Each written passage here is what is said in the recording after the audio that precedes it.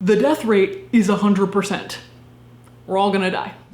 With science and technology, we've added an unprecedented number of years to our lifespan.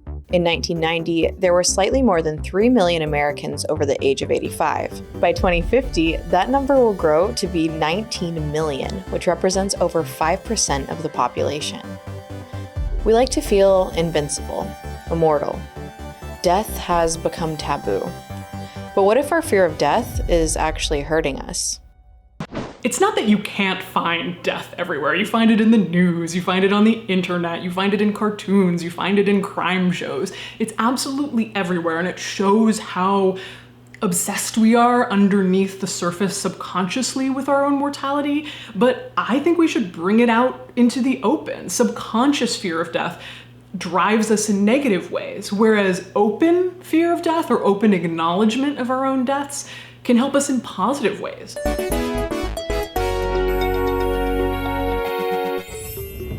She's a YouTuber, a writer, and the world's most famous mortician.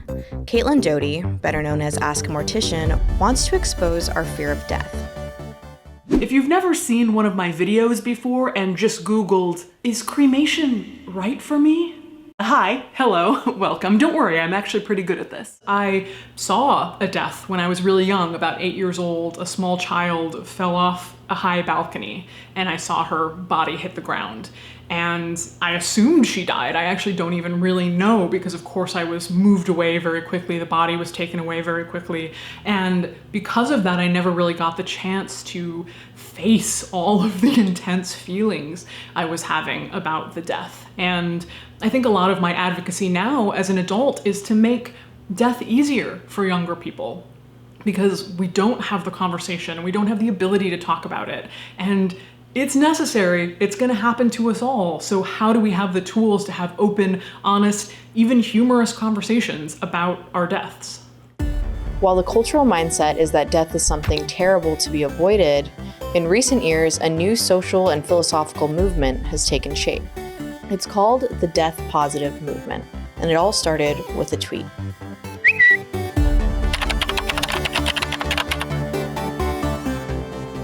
Here's what the death positive movement doesn't mean. It doesn't mean that you're real positive about death. You're not like, woo, my mom died.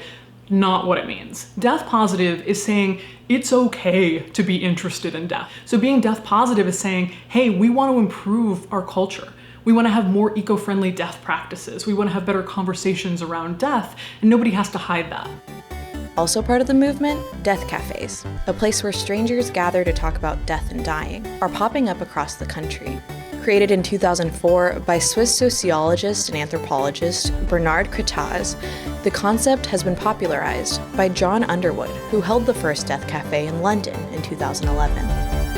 Since then, over 6,000 death cafes have been held worldwide.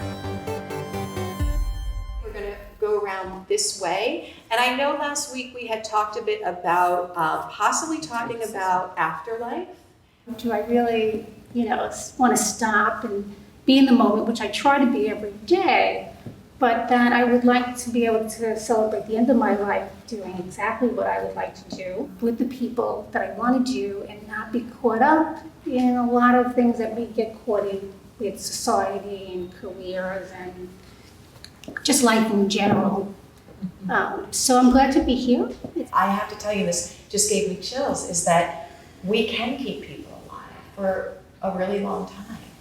But being kept alive and living are two different things, and it's really up to you to decide what's important to you. Last June, I had a funeral. I gave myself a funeral, which was a funeral while I was still alive. And over 100 people came. We had a lot of fun. I had a full-size, biodegradable cardboard coffin that people decorated, and I wanted to be able to talk about death and dying and let people know we can talk about it.